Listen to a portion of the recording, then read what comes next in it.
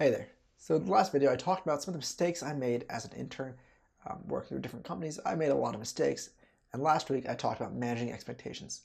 Now today I want to talk about something different. I want to talk about scheduling time with people, scheduling meetings.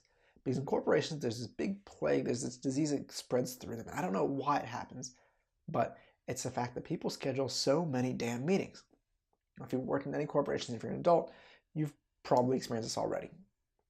And this is something that was really wild to me because I'm someone who values time and free time quite a bit.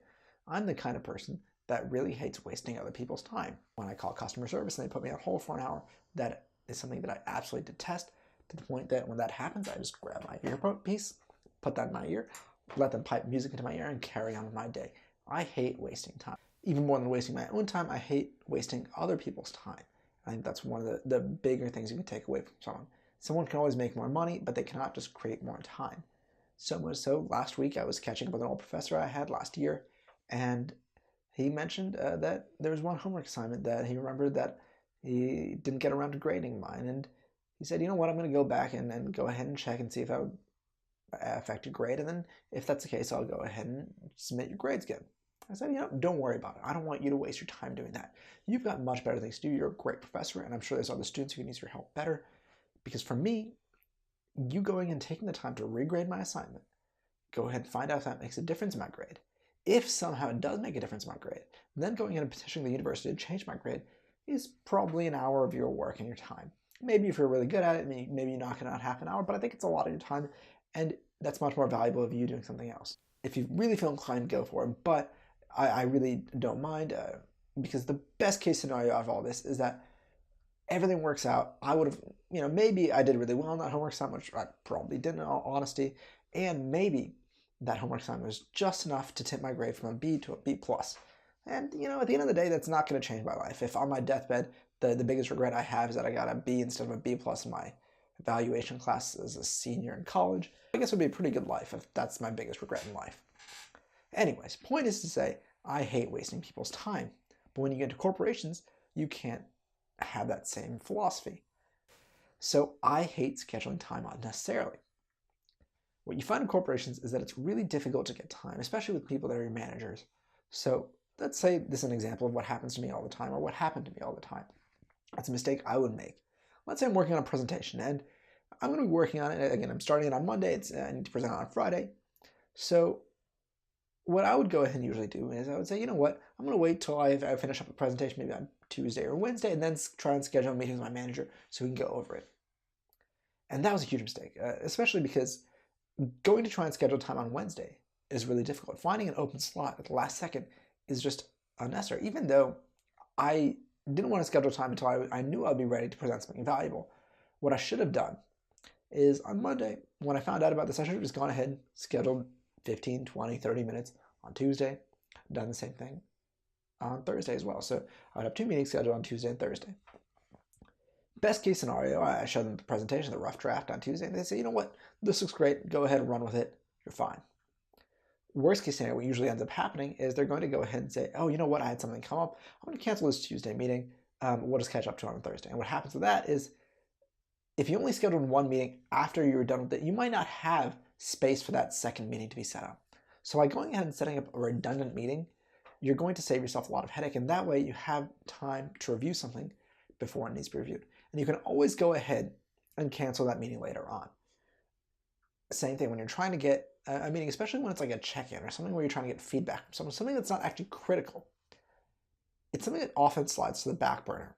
So instead of waiting to the last minute to schedule time, one of the things I wanted to do is schedule time with my manager and some of the people I was working with to make sure that every week I was getting feedback from them so I could get better and improve. So what I did on the first week of meeting my team is I went ahead and said, hey, is it cool if I go ahead and schedule a recurring meeting with you every single Friday at 9:30? And what happened is by doing that early on, I was able to secure a lot of that time before it got booked up. If I waited to the last day and said, hey, can we take 20 minutes, 30 minutes, it'd be much more difficult to find that time. So go ahead on day one, when you know this kind of stuff, schedule it well ahead of time. And then what happens is maybe you realize, you know what, I don't need to do a check-in this week. You can cancel it and free up that time, and they'll thank you for it. They'll be really happy for it. Instead of the opposite experience where you go ahead and try to schedule time at the last minute and they're all upset because now they've got to move stuff around or try and make time for you. Freeing up time is always a nice present for someone instead of trying to schedule time at the last minute. And that's something I'd really encourage you to think about when you're scheduling these meetings. The other thing to think about is, especially with these things that are not mission critical, not critical to the business function, you're the intern.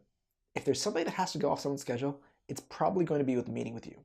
So by scheduling this stuff ahead of time and scheduling redundancies, it's a lot easier to get time. So again, if you're going to schedule things like check-ins, go ahead and schedule this for 10 weeks out on day one. So that way, when they do have to cancel, which I guarantee will happen, you at least have a few check-ins. So out of the whole summer, I may not have had check-ins every single week, but when they canceled, it was not a big deal. I don't scramble to reschedule. I just said, you know what, at least I'll have 7 out of 10 meetings I can get to have and 7 out of 10 opportunities to schedule check-ins.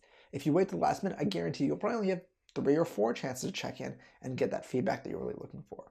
So the big kind of takeaway to really recap is, I know it doesn't feel good to waste someone's time. I know it doesn't seem ideal, and you just naturally want to shirk away from scheduling meetings with someone when you're not 100% sure if it's necessary. I would say, in this case, go ahead and schedule it anyway. Be safe than sorry. Schedule redundancies when you need to. Schedule stuff ahead of time, well ahead of time. Again, you can always cancel the last minute, but it's a lot better to cancel the last minute, or not last minute, but the day before or 2 days before, when you realize you don't need to have that meeting, than it is at the last minute or the day before to try and schedule that meeting and find time. The other little tip I would recommend for all of you is, for companies where calendars are sacred, one of the tools that you can use is schedule in your own time for yourself. Let's say you know that you need 2 hours to work on a presentation. You don't want to be assigned to something else. You don't want to be roped into another meeting. Early on the week, go ahead and schedule an hour or 2 of time every single day, just different times, where it looks like you're scheduled into a meeting. And that way, you know that no one's going to bother you for that 2 hours. No one's going to rope you into that extra meeting. No one's going to ask you, hey, can you take notes on this call during this meeting? Because they think that you're already busy. Now, don't go overkill on this. Don't go overboard. Don't do this to the point where you're avoiding responsibility. But every once in a while, when you really need to have time to work on something and focus, it's absolutely okay. It's absolutely useful to go ahead and block that time off in your calendar.